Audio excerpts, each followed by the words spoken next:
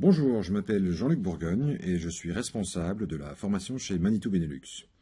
Au cours de ce module de formation, nous allons aborder les principes de base d'une transmission hydrostatique, son fonctionnement, ses composants principaux, ainsi que le fonctionnement de ces différents éléments lors des phases d'accélération et de freinage. Une transmission hydrostatique est à la base un simple circuit où l'huile circule en boucle entre un élément que l'on appelle la pompe hydrostatique et un autre élément que l'on appelle le moteur hydrostatique. Les principaux avantages d'une transmission hydrostatique et aussi les raisons pour lesquelles on utilise des transmissions hydrostatiques sont la souplesse, dans la mesure où le rapport couple-vitesse que l'on obtient aux roues peut varier de manière progressive et continue. Ce qui, par exemple, n'est pas le cas dans une transmission mécanique classique où l'utilisation de rapports de pignon de taille différentes ne nous laisse le choix que dans des rapports couple-vitesse fixés à l'avance. Avec une transmission hydrostatique, les variations de ce rapport sont donc continues, ce qui signifie qu'on peut avoir énormément de couple et donc de force aux roues à basse vitesse. Le second avantage est la compacité de la transmission. En effet, il n'est plus nécessaire d'avoir un axe de transmission rectiligne entre le moteur thermique et les roues. Ici, la pompe et le moteur hydrostatique sont reliés entre eux par des flexibles qui peuvent donc contourner d'autres éléments, ce qui au final permet de faire fonctionner l'ensemble dans un volume plus réduit. S'il y a des avantages, il y a naturellement aussi des inconvénients. Pour une transmission hydrostatique, ces inconvénients concernent surtout le rendement énergétique de l'ensemble. Ce que l'on appelle ici le rendement est simplement une expression de la différence entre l'énergie que le moteur thermique apporte à la pompe hydrostatique et l'énergie qui est effectivement récupérée aux roues par l'intermédiaire du moteur hydrostatique. Comme nous le verrons plus tard, dans ce type de transmission, il y a de nombreuses pertes à différents niveaux. Ces pertes sont tout d'abord thermiques. Avec l'échauffement de l'huile qui circule entre la pompe et le moteur hydrostatique, et qui doit être refroidi dans un radiateur de refroidissement. Ensuite, des composants comme la pompe hydrostatique et le moteur hydrostatique ne sont pas parfaits, dans le sens où, en interne, au niveau des composants qui sont en mouvement comme les pistons, le barillet ou le miroir, il existe de légères fuites qu'il est alors nécessaire de drainer vers le réservoir hydraulique pour permettre le bon fonctionnement du composant à travers le temps. D'ailleurs, une pression excessive, de l'ordre d'une dizaine de bars ou plus, à l'intérieur du carter de la pompe ou du moteur hydrostatique, peut être généralement le symptôme d'un problème d'étanchéité causé, par exemple, par la présence de résidus métalliques que l'on appelle des pollutions, et qui ont pour effet d'abîmer de façon irrémédiable, en les rayant, les composants internes en rotation. Dans le même ordre d'idées, on pourra également faire une mesure du débit de fuite dans la ligne de drainage pour vérifier la présence d'un débit d'huile excessif dans le drainage des composants. Dans tous les cas, il convient de se reporter aux documentations des fabricants de pompes et de moteurs hydrostatiques pour vérifier les valeurs maximales de pression de carter et de débit de fuite qui sont admissibles dans ces composants.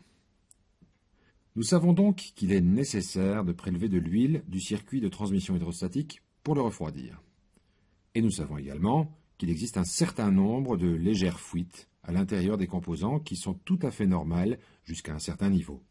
Il est donc nécessaire de compenser ces pertes d'huile de manière à garantir qu'il y ait toujours suffisamment d'huile dans la transmission hydrostatique que pour assurer une montée correcte en pression et un débit d'huile satisfaisant entre la pompe et le moteur, et aussi pour éviter l'apparition ponctuelle de vide par effet de seringue, ce qui pourrait avoir pour conséquence l'apparition d'un phénomène que l'on appelle de la cavitation.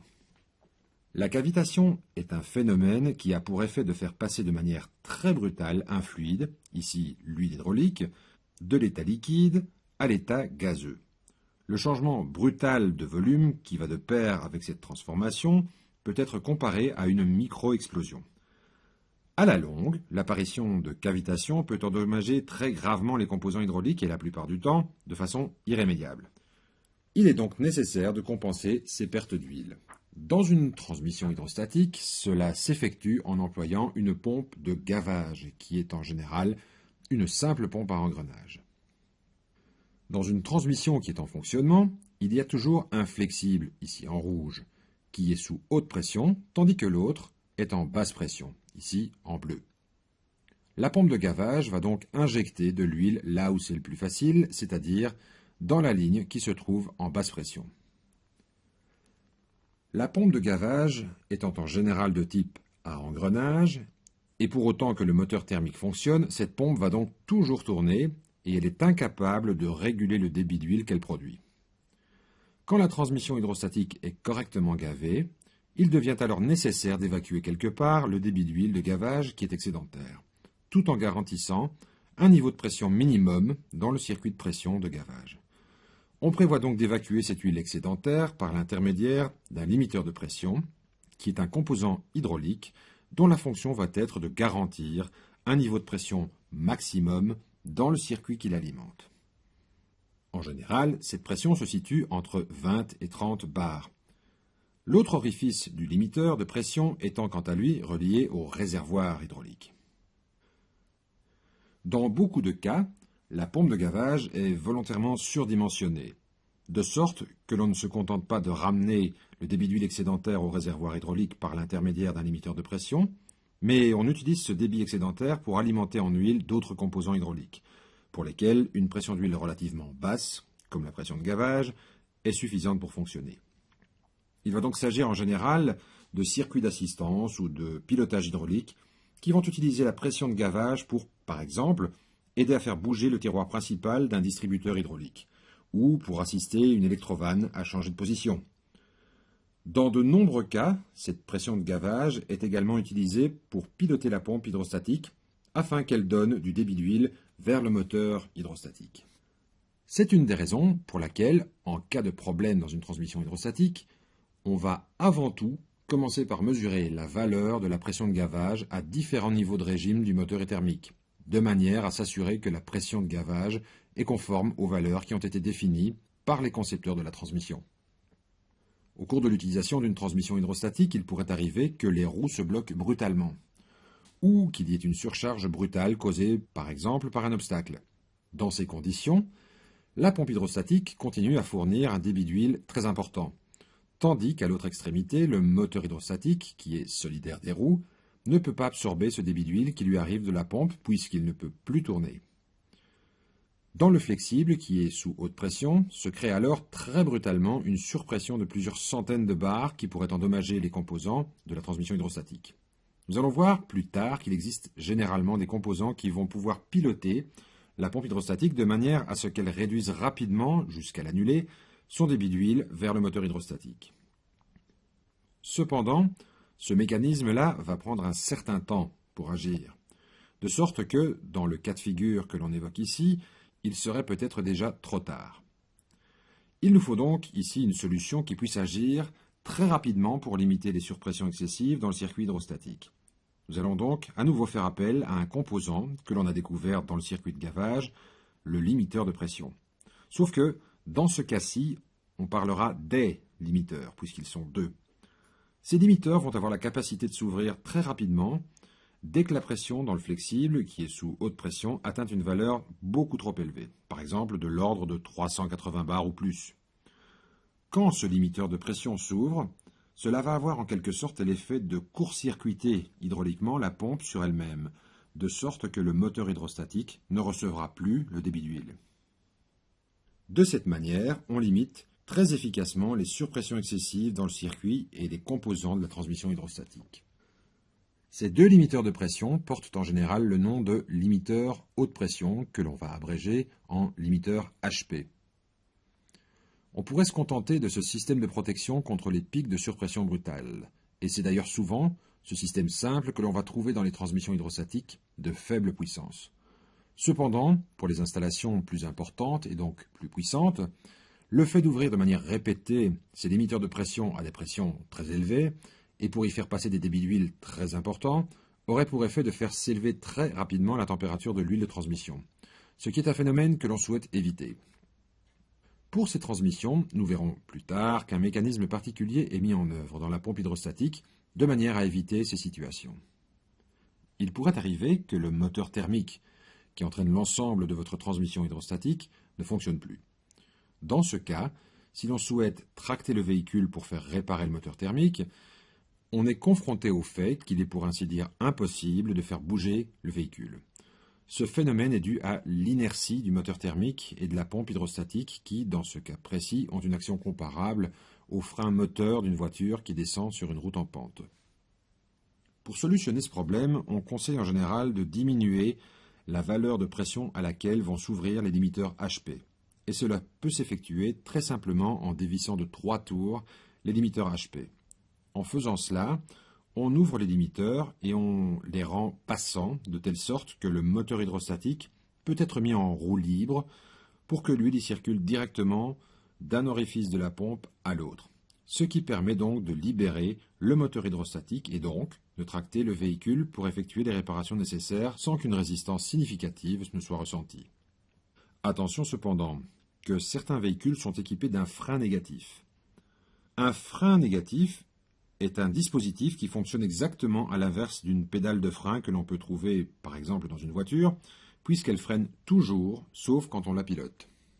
En d'autres termes, une transmission équipée d'un frein négatif est bloquée par défaut, pour empêcher tout mouvement intempestif à l'arrêt du véhicule sur lequel elle est montée. Dans bien des cas, ce frein négatif, que l'on appelle aussi un frein de parking, est intégré dans le moteur hydrostatique.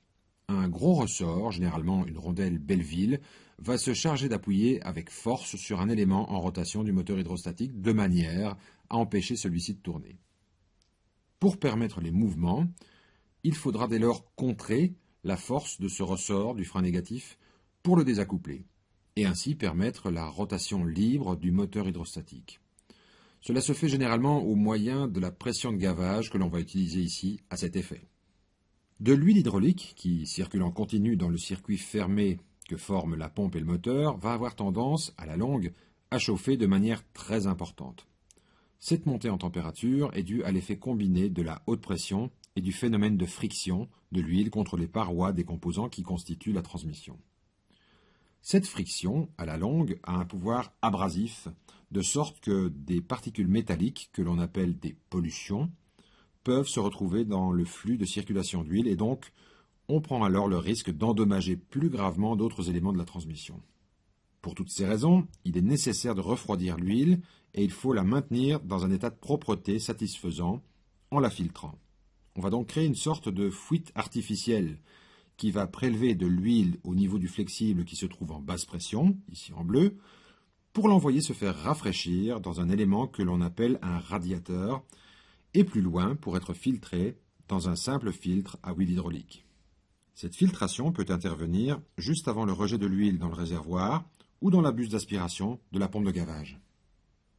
Cette valve de fuite artificielle est pilotée par le flexible qui est sous haute pression, de telle sorte qu'elle va glisser dans une position qui va mettre en relation le radiateur avec l'autre flexible qui lui se trouve en basse pression, et plus précisément à la pression de gavage.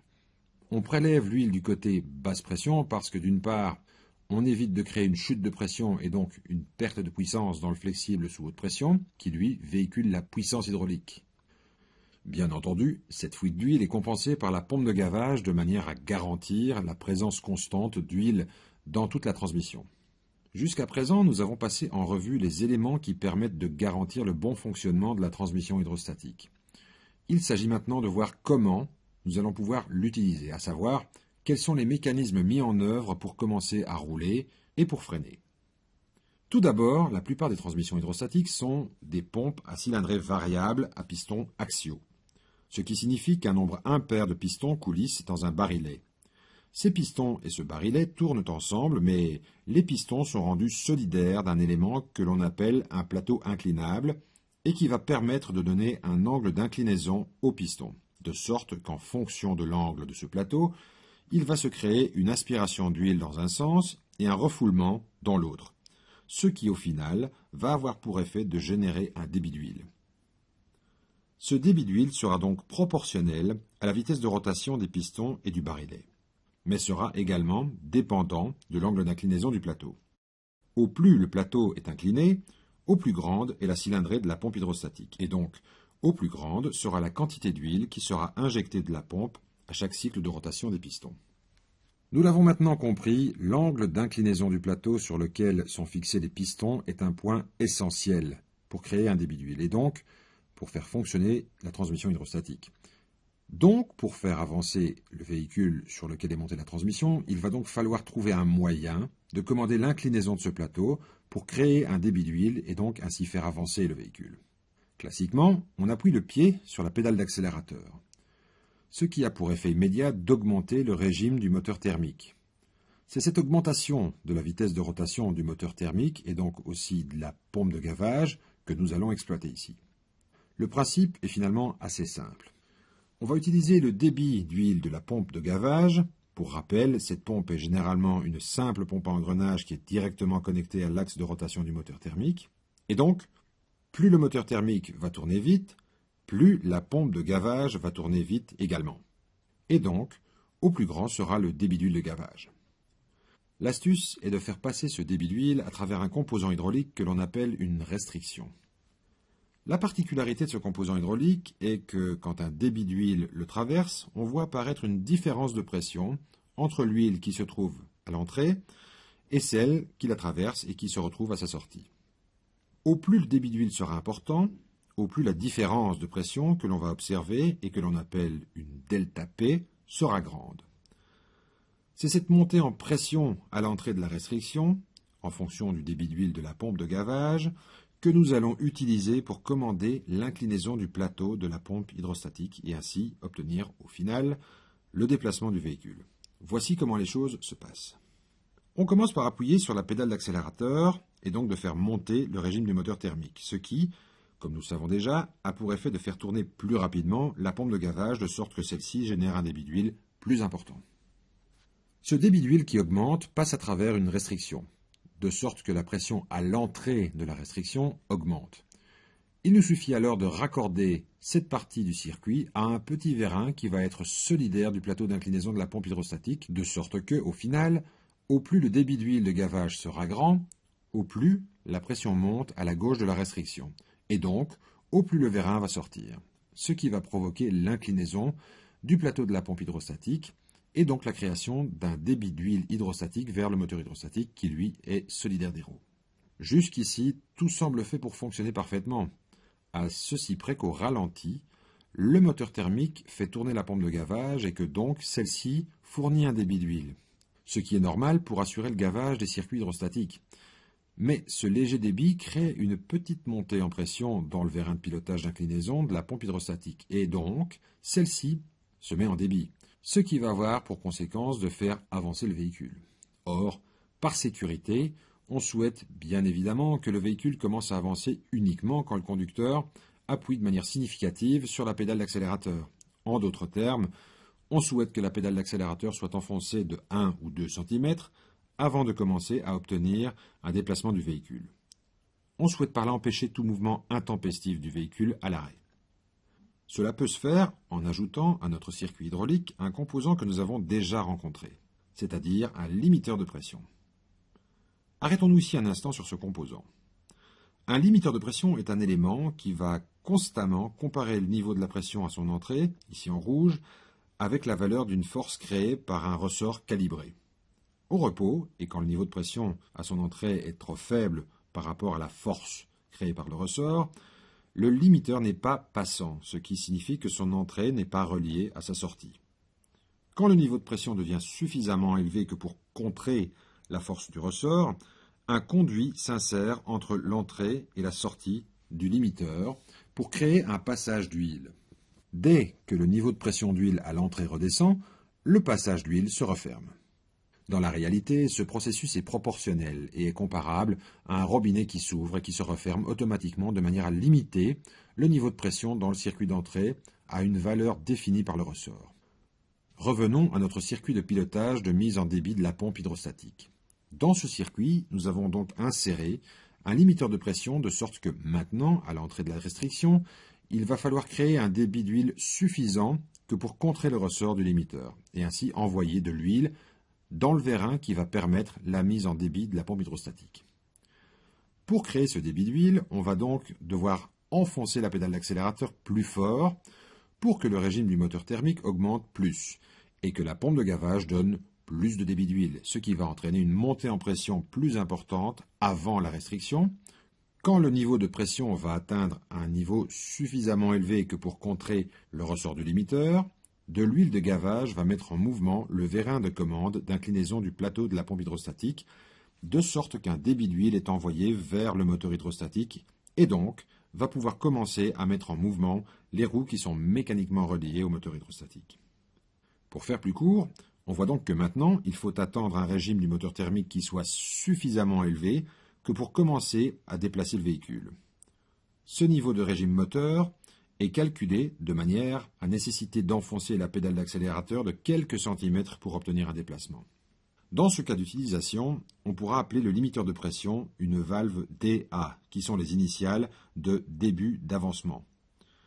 Puisque c'est la valeur de son ressort qui va déterminer la position minimum à laquelle doit être enfoncée la pédale d'accélérateur pour commencer à obtenir un déplacement du véhicule, ce point, où le véhicule commence à rouler, est appelé le point de commutation. Moteur à l'arrêt, ou quand aucun mouvement de translation du véhicule n'est demandé par l'intermédiaire de la pédale d'accélérateur, le plateau inclinable de la pompe hydrostatique se trouve naturellement à la verticale. De sorte que dans cette position, la pompe hydrostatique présente une cylindrée nulle et ne fournit donc aucun débit d'huile. Généralement, cette position neutre du plateau inclinable au repos est garantie par deux ressorts qui sont ici représentés dans le vérin de commande.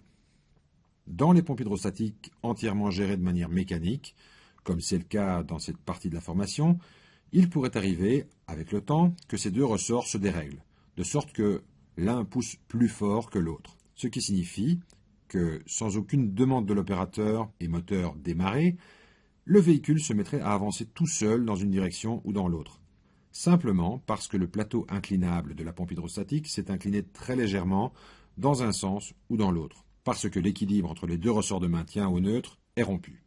Nous avons vu comment accélérer. Il s'agirait maintenant de voir comment nous pouvons freiner. Pour freiner un véhicule en mouvement, le plus simple est de créer une friction au niveau des roues de manière à empêcher leur mouvement. Cependant, le couple et la puissance que peut fournir une transmission hydrostatique peut être énorme, et se contenter uniquement d'un freinage sur base d'une friction amènerait inévitablement une surchauffe intolérable du système de freinage. En effet, la pompe hydrostatique, loin de se douter que l'opérateur souhaite freiner, continue à fournir un débit d'huile très important. Cette énergie hydrostatique énorme serait alors directement absorbée par le système de freinage. Outre une très mauvaise gestion de l'énergie, ce système endommagerait très rapidement le système de freinage. Il nous faut donc trouver une façon simple pour réduire rapidement le débit d'huile hydrostatique quand on appuie sur la pédale de frein. Cela a non seulement l'avantage d'éviter de forcer sur le système de freinage mécanique du véhicule, mais en plus cela permettrait d'utiliser l'inertie des composants hydrostatiques pour obtenir un effet équivalent au fameux frein moteur. Nous le savons, au repos ou à l'arrêt, le plateau inclinable de la pompe est au neutre, en position verticale, et dans cette position, aucun débit d'huile n'est envoyé vers le moteur hydrostatique. Pour obtenir un déplacement, nous savons que de l'huile de gavage est envoyée vers le vérin de commande de l'inclinaison du plateau de la pompe hydrostatique. Sans cette commande hydraulique, le plateau inclinable revient à... Pour freiner, la solution est dès lors très simple. Il nous suffit d'intercaler une valve hydraulique dans le circuit de commande du vérin d'inclinaison du plateau de la pompe. Le déplacement de cette valve va être commandé au pied par l'intermédiaire de la pédale de frein.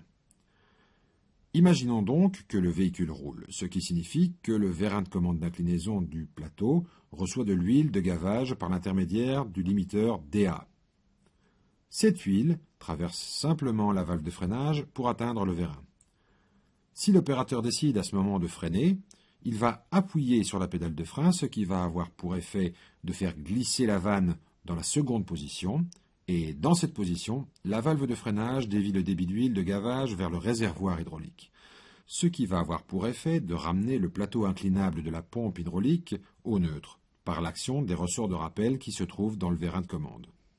De cette manière, indépendamment du régime du moteur thermique, on freine sur le moteur hydrostatique, et donc sur l'inertie de la transmission en annulant la cylindrée de la pompe hydrostatique. La valve de freinage dont on parle ici s'appelle en fait une valve d'inching. Inch vient de l'anglais et désigne une mesure de longueur dans le système impérial, qui en français s'appelle le pouce.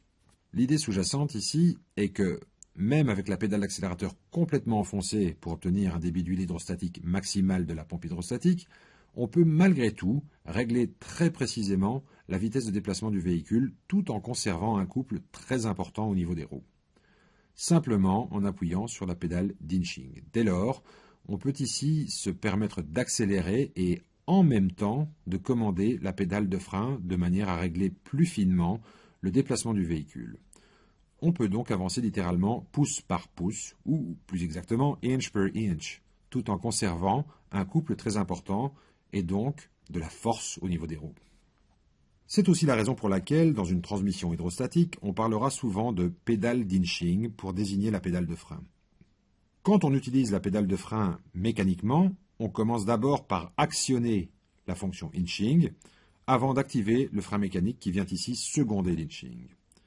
Cette progressivité qu'apporte l'inching est un autre grand avantage de l'utilisation d'une transmission hydrostatique par rapport à une transmission mécanique classique. Au début de ce module de formation, je vous avais parlé des limiteurs HP, qui ont été introduits pour éviter les pics de pression dans la transmission hydrostatique. Si, par exemple, les roues sont bloquées brutalement, la pression à l'intérieur des flexibles hydrostatiques augmente de façon très brutale. Ces limiteurs HP vont alors s'ouvrir pour permettre de limiter la pression. En plus d'une augmentation rapide de la température d'huile, cette manière de gérer la transmission hydrostatique n'est pas idéale d'un point de vue énergétique. Il serait donc intéressant de trouver un système qui permette de détecter l'apparition d'un pic de pression et qui, dans ces conditions, ramène le plateau de la pompe hydrostatique en position neutre et donc en cylindrée nulle, un peu de la même manière que la fonction inching pour le freinage. Pour détecter un niveau de pression à partir duquel nous allons commencer à diminuer la cylindrée et donc le débit d'huile de la pompe hydrostatique, nous allons introduire dans le circuit un autre limiteur de pression dont le ressort va commencer à céder à partir de ce niveau de pression. Nous allons relier la sortie de ce nouveau limiteur à l'autre côté du vérin de commande, pour que, quand ce limiteur s'ouvrira, il renvoie de l'huile hydraulique sous haute pression dans la chambre du vérin de commande d'inclinaison de la pompe, qui va ramener la pompe hydrostatique à une cylindrée, et donc diminuer très rapidement le débit d'huile hydrostatique.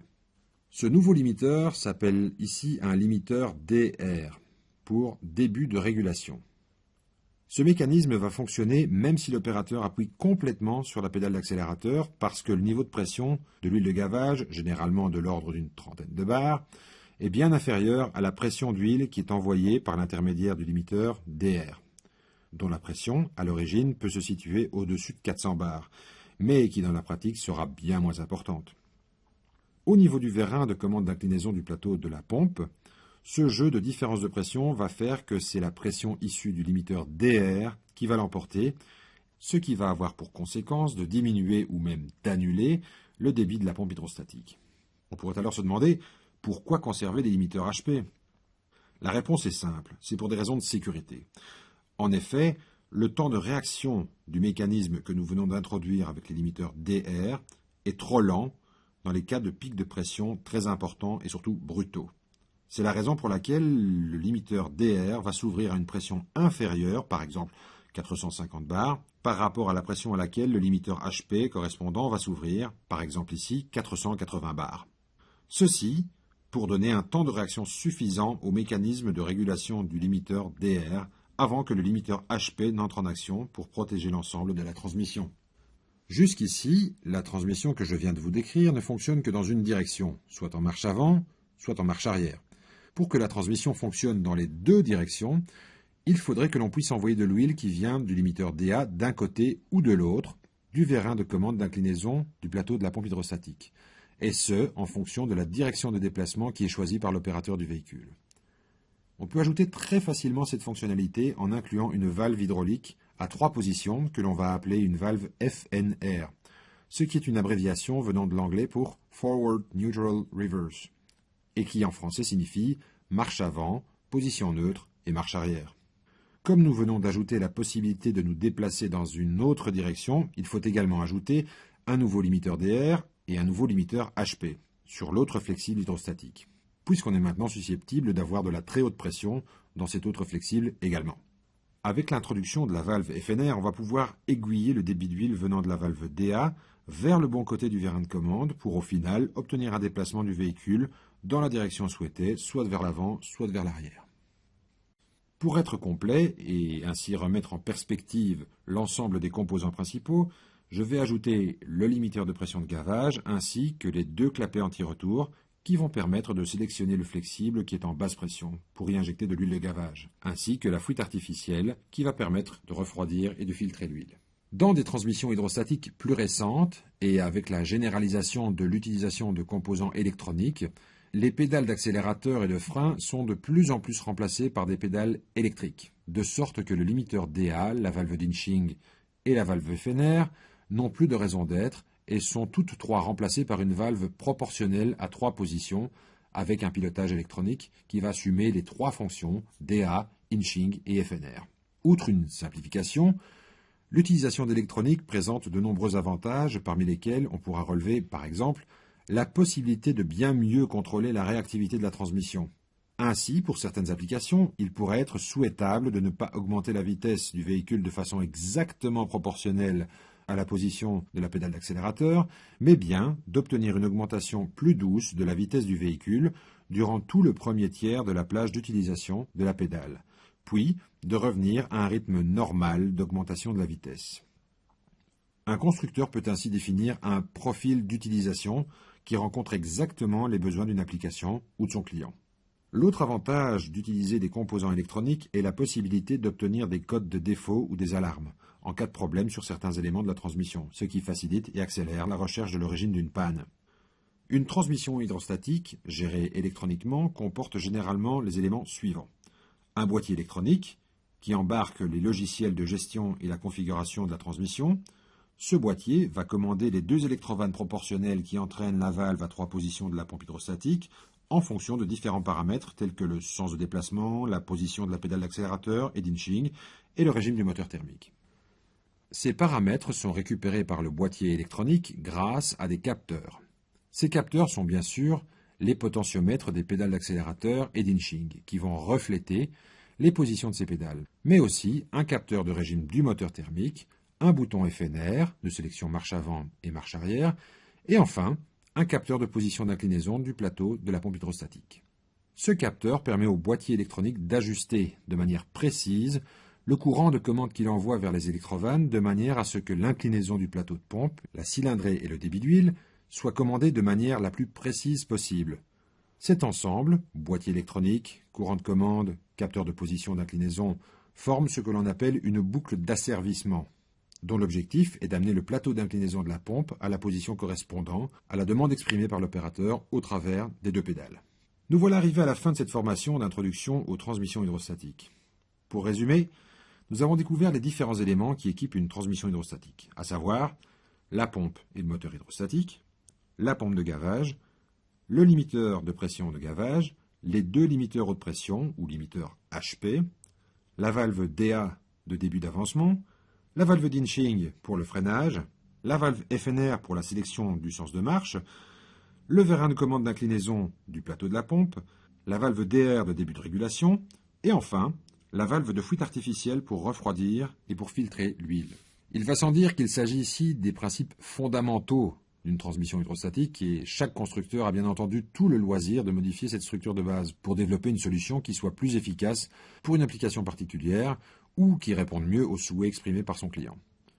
On pourra ainsi trouver des transmissions qui ne disposent pas de valve DR ou des moteurs hydrostatiques qui ont une cylindrée variable et qui offrent ainsi une meilleure adaptation du rapport vitesse-couple disponible aux roues.